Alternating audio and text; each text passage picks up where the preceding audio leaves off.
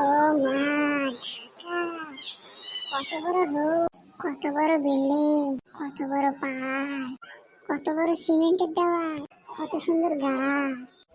হ্যাঁ, এই জায়গায় এমন করস কে? ও দাদু আইসো? হ, এনে এমন করতে নেই, সবাই খারাপ ভাববো। আমাদের কিছু করিনি। করস নাই মানে এরকম করস কে? কি? কত বড় দেওয়াল, কত সুন্দর গাছ, কত বড় রাস্তা, এরকম এমন করলি? কিন্তু এরকম তো তুমি করবা। তবে রে এরকম আমি করছি, তারা দেখাইতে। দাঁড়াও 1 মিনিট, আগে মারবা না।